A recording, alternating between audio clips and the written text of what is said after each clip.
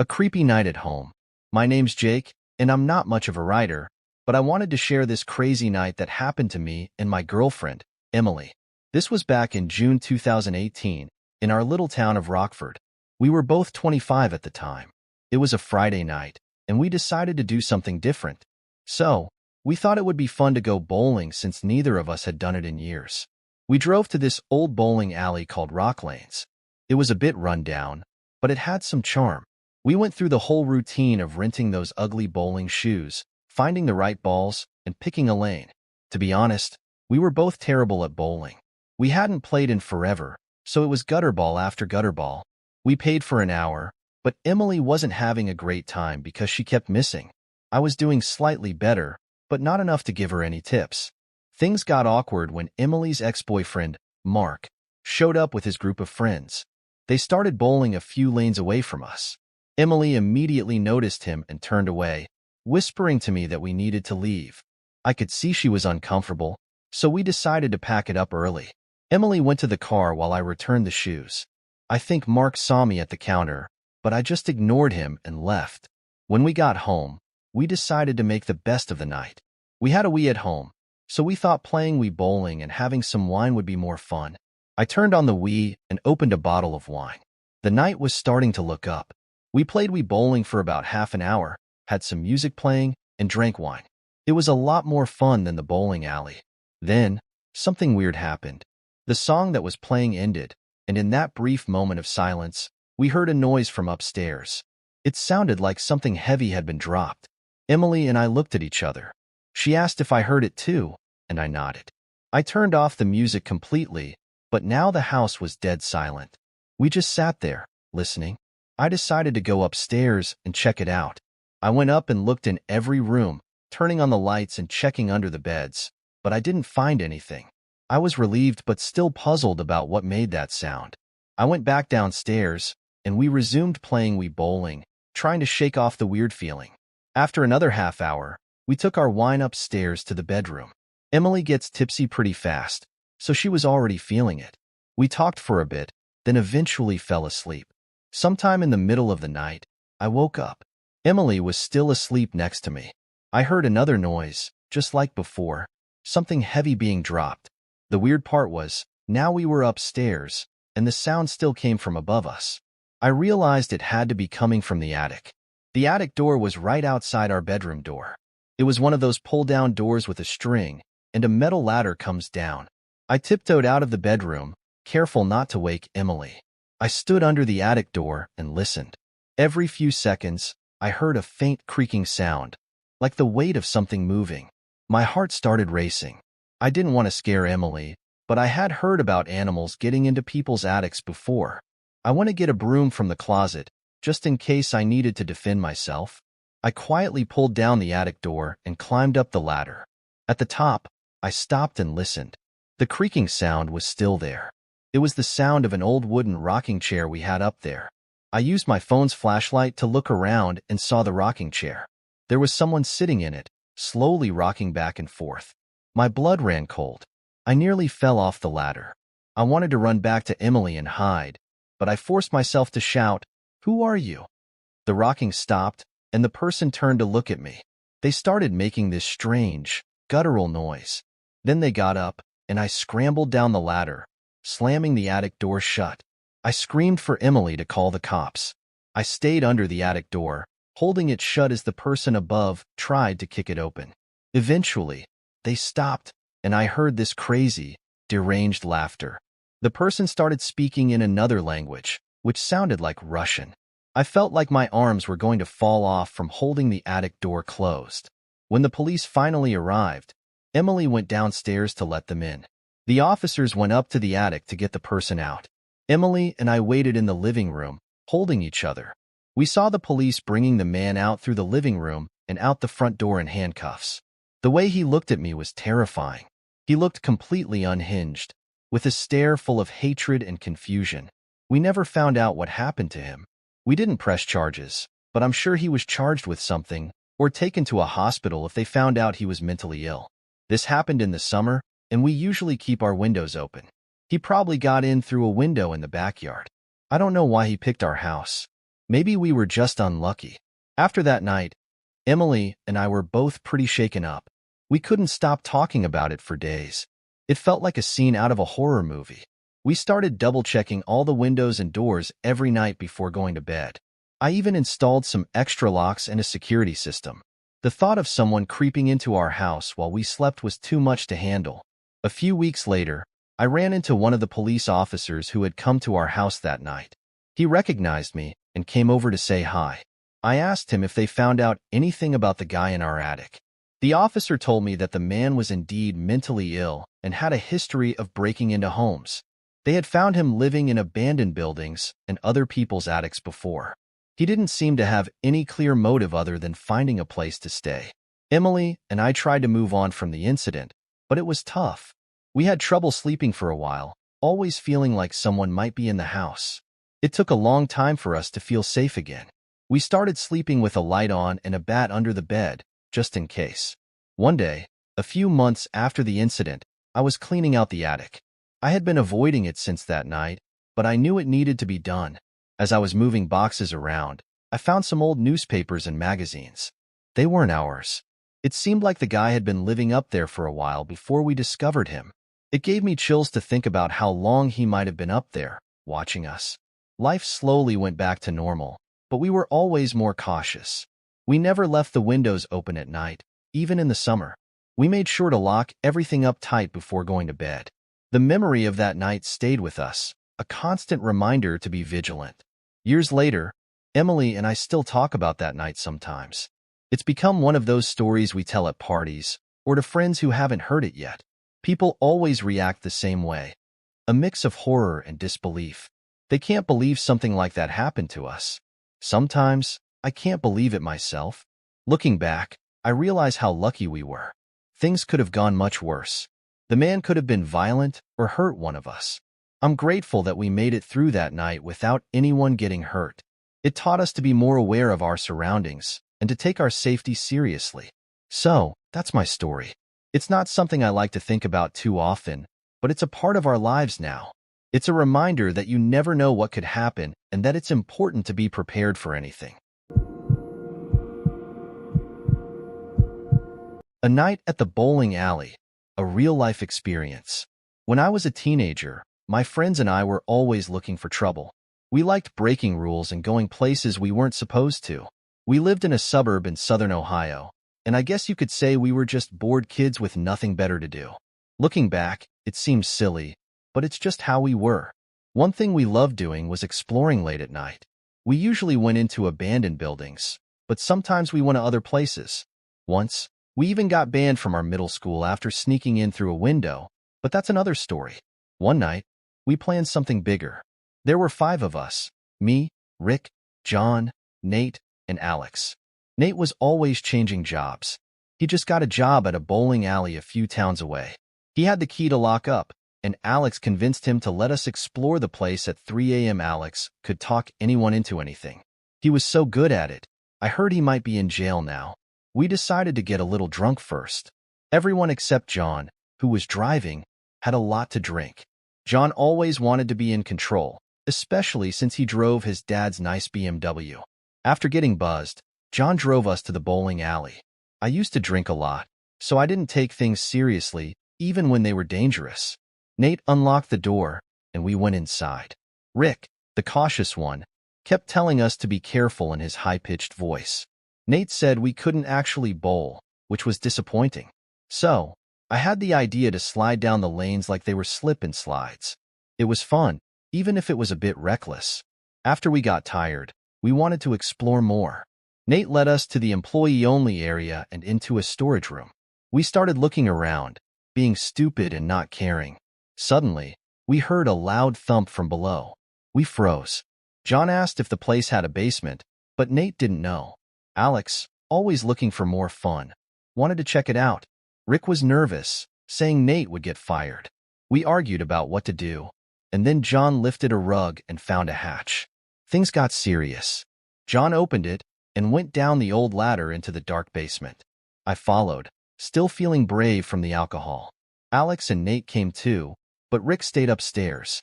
The basement was dusty and filled with boxes. It seemed empty, but then Alex saw a door. John went to open it, but we heard another loud thump from behind the door. We were scared but curious. John opened the door, and inside was another storage room. In the corner, a person sat with legs crossed, facing away from us. We were terrified. The person started banging their head against the wall, making the noise we heard earlier. We tried to sneak back to the ladder, but Nate tripped and cursed. The person screamed, and we ran. John and I climbed the ladder quickly. Alex followed. Rick was waiting, looking worried. Alex made it up, and we ran. We heard Nate scream, "Get off me!" I turned back and saw Rick throw a metal pipe down the hatch. There was a scream, and Nate scrambled up. We all ran out, and Nate locked the door with shaking hands. John drove us back, his face pale. Nate told us the person attacked him, but Rick hit them with the pipe. The attacker was a dirty, homeless-looking guy with wild hair. Nate quit his job the next day without explaining. We never found out how that guy got there, but it seemed like Nate's boss might have known something. After that night, I never wanted to bowl again. It was the end of our reckless adventures. We realized how easily things could go wrong and that we could get seriously hurt. That night changed us, showing us the difference between fun and danger. The night begins. I remember it was a cool evening in early October when we decided to go on this adventure. The leaves were just starting to change colors, and there was a slight chill in the air. We met up at Rick's house around 11 p.m. His parents were out of town, so we had the place to ourselves. We sat around in his basement, drinking cheap beer and talking about what we were going to do. Rick's basement was our usual hangout spot. It was dimly lit and had an old couch that we all piled onto. The walls were covered in posters of bands we liked, and there was a dusty old TV in the corner. We felt safe there, like nothing could touch us. "Are you sure this is a good idea?" Rick asked, his voice a little shaky. "Come on, Rick. Don't be such a baby," Alex teased. "It's going to be fun." Rick sighed and took another sip of his beer. "Fine, but if we get caught, it's on you." Nate grinned. "Don't worry, we'll be fine. I've got the key, remember?" John, who had been quiet up until now, finally spoke up. "We should probably get going soon. It's a long drive, and we don't want to get there too late." We all agreed, and after finishing our beers, we piled into John's car. The drive to the bowling alley took about half an hour. We listened to music and talked about random things, trying to keep our nerves in check. As we got closer, the reality of what we were about to do started to sink in. We were going to break into a place in the middle of the night. It was exciting but also a little scary. Arriving at the bowling alley. We arrived at the bowling alley around midnight. The place was dark and empty, just as we expected. Nate used his key to unlock the door, and we slipped inside. The interior was dimly lit by emergency lights, casting eerie shadows on the walls. The place smelled musty, like it hadn't been cleaned in a while. We walked through the main area, passing the lanes and the snack bar. It felt weird being there without the usual sounds of balls crashing into pins and people laughing. The silence was almost deafening. "Okay, so what now?" John asked. "We can do whatever we want," Nate said with a grin, "but we can't actually bowl. The machines are off." "Great," Alex said, rolling his eyes. "What are we supposed to do then?" "I don't know. Explore or something," Nate suggested. "There's got to be something interesting around here." Sliding on the lanes. I had an idea. "How about we use the lanes as slip and slides?" I suggested. Alex laughed. "You're crazy, man. But that sounds fun." We all agreed it was a good idea. So we took off our shoes and socks and started sliding down the lanes. It was slippery and a little dangerous, but we didn't care. We were having too much fun. We laughed and shouted, forgetting for a moment where we were and what we were doing. After a while, we got tired and decided to explore the rest of the building. Nate led us to the employee-only area, and we started poking around. It was mostly storage rooms and offices, nothing too exciting. But then we heard the noise. The first thump. It was a loud thump, like something heavy had fallen. We all froze and looked at each other. "What was that?" Rick whispered. "I don't know," Nate said, looking just as scared as the rest of us. John, the most level-headed of the group, spoke up. "Maybe there's a basement or something. We should check it out." Exploring the basement. We all hesitated for a moment, But curiosity got the better of us. John started looking around and found a rug in the corner of one of the storage rooms. He lifted it up, revealing a hatch. "Looks like we found our basement," he said. He opened the hatch, revealing a ladder leading down into the darkness. John went first, followed by me, Alex, and Nate. Rick stayed upstairs, not wanting any part of this. The basement was dusty and filled with old boxes and junk. It didn't look like anyone had been down there in years. We started looking around, trying to find the source of the noise. Discovering the door. Alex was the one who found the door. It was in the corner, half hidden behind a stack of boxes. "Guys, come look at this," he called out. We all gathered around as John reached for the handle. But before he could open it, we heard another loud thump from the other side. It was the same noise we heard earlier. We all froze, not sure what to do. John finally spoke up. "We need to see what's in there. It could be an animal or something." He opened the door, and inside was another storage room. But in the corner, there was a person sitting with their back to us. Their legs were crossed, and they were facing the wall. We were all terrified, not sure what to do. The person started banging their head against the wall, making the noise we heard earlier. Escaping the basement. We tried to sneak back to the ladder, but Nate tripped over a box and cursed loudly. The person screamed, and we all panicked. John and I climbed the ladder as fast as we could, followed by Alex. Rick was waiting at the top, looking worried. We heard Nate scream, "Get off me!" I turned back and saw Rick throw a metal pipe down the hatch. There was a loud thud, followed by another scream. Nate scrambled up the ladder, and we all ran out of the building. John drove us back to Rick's house in silence. We were all shaken up by what had happened. Nate told us the person attacked him, but Rick hit them with the pipe. The attacker was a dirty, homeless-looking guy with wild hair. Nate quit his job the next day without explaining. We never found out how that guy got there, but it seemed like Nate's boss might have known something. After that night, I never wanted to bowl again. It was the end of our reckless adventures. We realized how easily things could go wrong and that we could get seriously hurt. That night changed us, showing us the difference between fun and danger. The aftermath. In the days following the incident, we were all pretty shaken up. We didn't talk about it much, but it was clear that what happened had affected us all. I found myself thinking about it constantly, replaying the events in my mind and wondering what could have happened if things had gone differently. Rick was the most affected. He stopped hanging out with us as much and became more cautious in everything he did. He used to be the most carefree of the group, always up for anything. But after that night, he was different. John tried to keep things normal, but even he was more subdued. He used to be the one who kept us all grounded, but now it seemed like he was struggling to keep himself together. He still drove us around and hung out with us, but there was a seriousness to him that wasn't there before. Nate was quiet and withdrawn. He didn't talk about the incident at all, and whenever we brought it up, he would change the subject or leave the room. He quit his job at the bowling alley without giving any explanation, and he started spending more time alone. Alex was the only one who seemed relatively unaffected. He still joked around and acted like his usual self, but there was a hardness to him that wasn't there before. It was like he was using humor to mask how he really felt. As for me, I was haunted by what happened. I couldn't stop thinking about the man in the basement and wondering how he got there.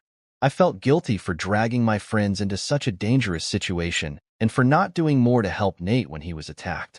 The whole experience left me feeling uneasy and paranoid. Trying to move on. We tried to move on with our lives, but things were never quite the same. We still hung out and did stupid stuff, but there was always an unspoken tension between us. The incident at the bowling alley had changed us, and there was no going back to the way things were before. We avoided talking about that night, but every once in a while, it would come up in conversation, and the mood would instantly shift. It was like a dark cloud hanging over us, a reminder of how easily things could go wrong.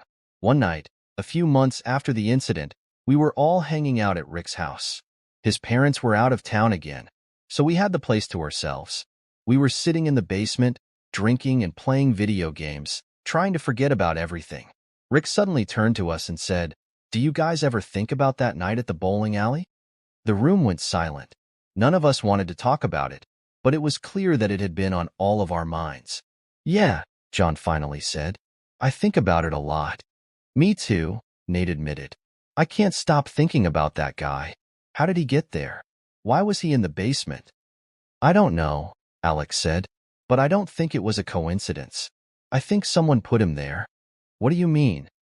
I asked, feeling a chill run down my spine. I mean, think about it, Alex said.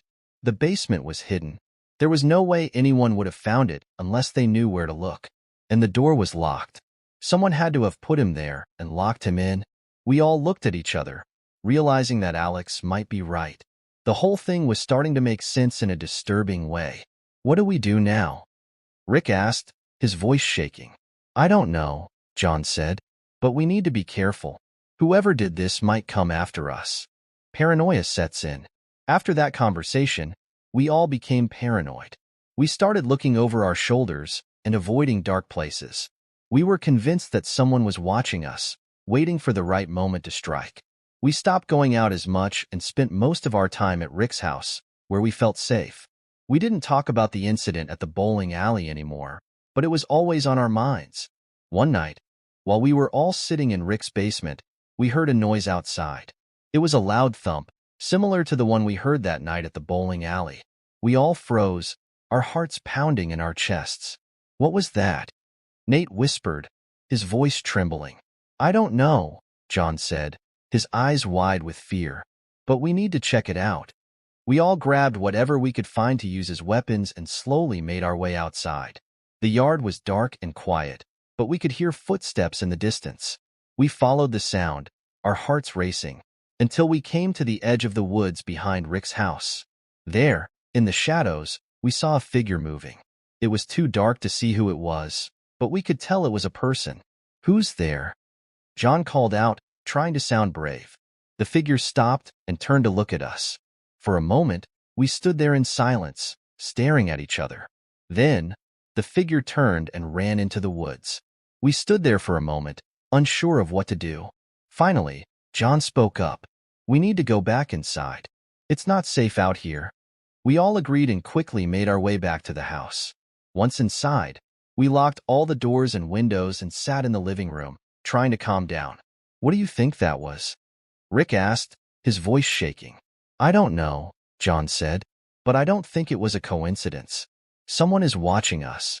Whoever it is, we need to be careful, Alex said. We can't let our guard down. The final confrontation. The next few weeks were tense.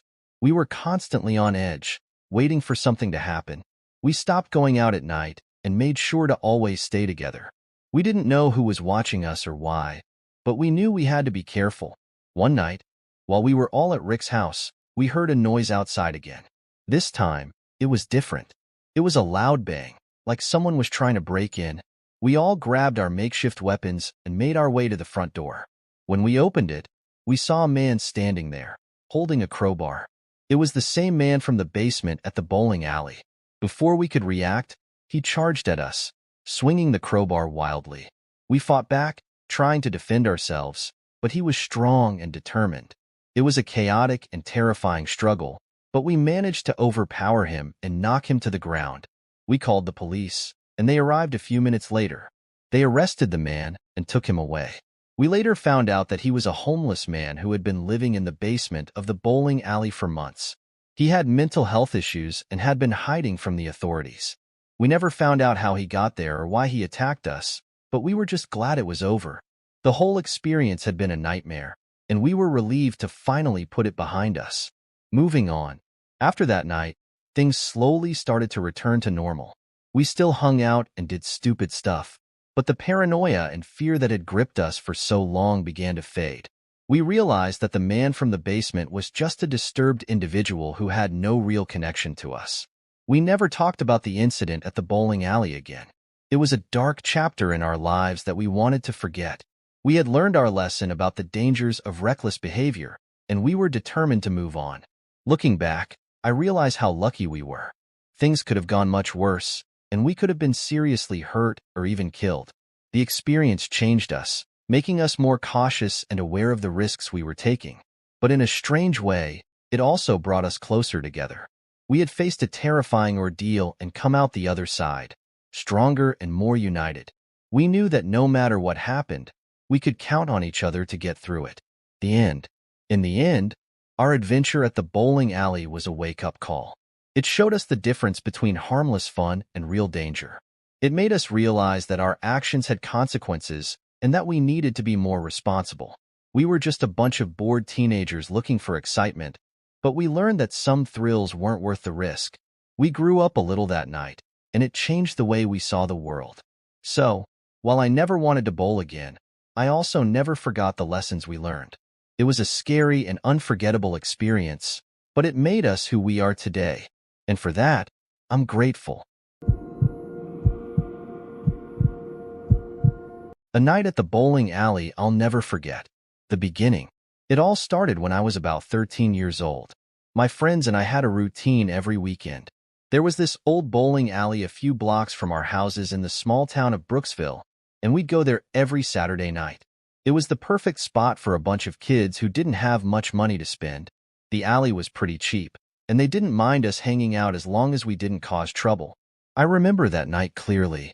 It was late October, a bit chilly, and the leaves were starting to fall.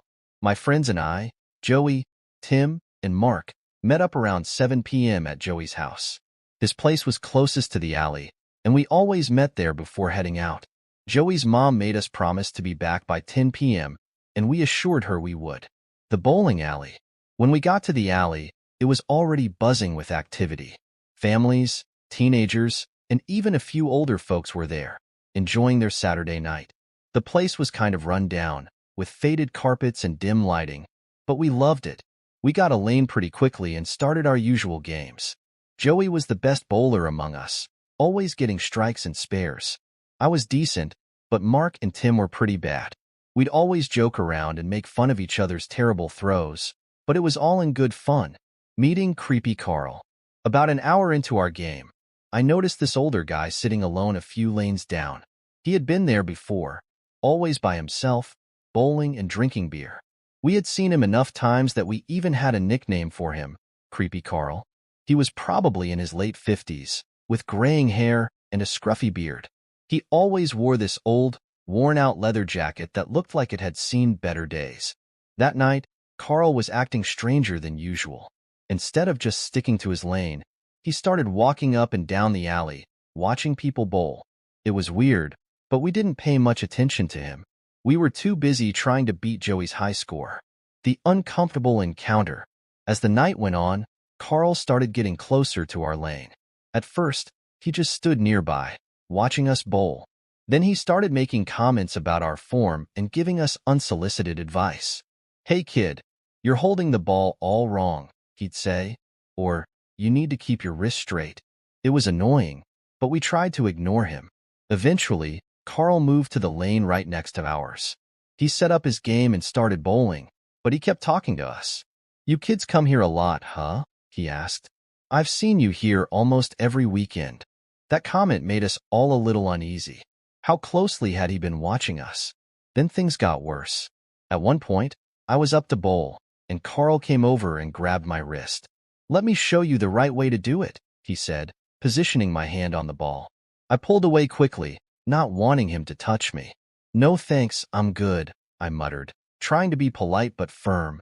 The whole situation was making us all very uncomfortable. Cutting the night short. After that incident, we decided to cut our night short.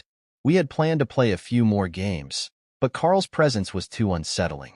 We pooled our remaining money and decided to get some pizza at a place a few blocks away. As we were leaving the alley, Carl watched us go. It felt like his eyes were burning holes in our backs. We hurried out of there and headed to the pizza place, trying to shake off the weird encounter. The pizza place. The pizza place was a little hole-in-the-wall joint that we loved. It was always warm and cozy inside, and the pizza was amazing. We ordered a large pepperoni and grabbed a booth in the back. As we waited for our pizza, we talked about Carl. "That guy is seriously creepy," Mark said. "Why does he always have to bug us?" "I don't know," Joey replied, "but I don't like it. Maybe we should start going somewhere else." We all agreed that might be a good idea. The bowling alley had been our hangout spot for years, but it was starting to feel less safe. The walk home. After we finished our pizza, it was time to head home. Joey and Mark lived in the same direction, so they went off together. Tim and I lived the other way, so we walked back together. It was about 9:30 p.m. by then, and the streets were pretty empty. As we walked, we heard a car engine start up behind us. We turned around and saw an old SUV, like a Ford Explorer, making a U-turn. "Is that?" Tim started, but he didn't finish his sentence. We both knew it was Carl. The SUV started following us slowly. We picked up our pace, trying to stay calm. "Maybe he's just going the same way," I said, trying to convince myself more than Tim. But then the SUV pulled up alongside us, and the window rolled down. "Hey, you boys need a ride?" Carl called out. "It's not safe to be walking around this late." "We're fine, thanks," Tim replied quickly. We kept walking, but Carl kept following us. "It's really no trouble," Carl insisted. "I can take you right to your door." "No thanks," I said firmly. "We're almost home." Carl finally pulled over and parked his SUV. Tim and I looked at each other, and without saying a word, we started jogging. We didn't stop until we reached the intersection where we had to split up. "Be careful," Tim said. "You too," I replied. We said our goodbyes, and I kept jogging toward my house. The attack. By the time I got home, I was out of breath. Running after eating pizza was a bad idea, but I was more worried about Carl. My dad was already asleep because he worked weekends, and my mom and sister were out. I didn't want to wake my dad, so I went around to the back to get the spare key from the shed. As I came out of the shed, I heard footsteps behind me. I turned around, but before I could see anything, someone grabbed me from behind. A hand covered my mouth, and an arm wrapped around my neck. I struggled, trying to scream, but the hand muffled my cries.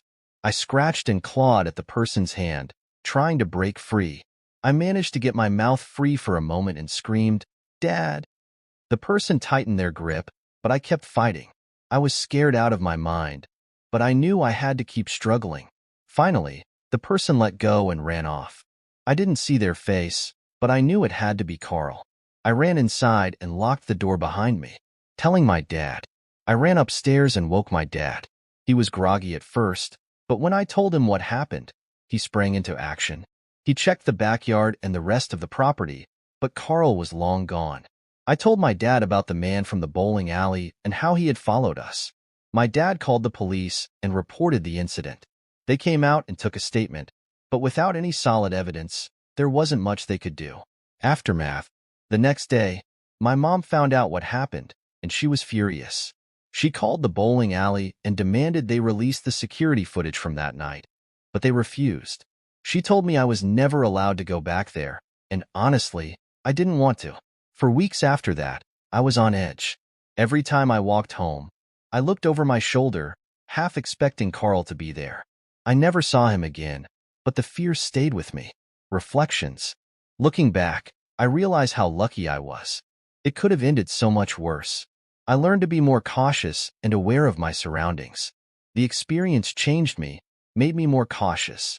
Although I can't say for sure that Carl was the one who attacked me, the chances of it being someone else seem incredibly slim. That night at the bowling alley remains a vivid memory, a reminder of how quickly things can go from fun to frightening. It's a story I tell to remind others to stay safe and be aware of their surroundings, especially when something doesn't feel right. Now, years later, I still think about that night sometimes. It's a reminder of the dangers that can lurk in the most unexpected places, and it's a story that has stuck with me, shaping the way I see the world and the people in it.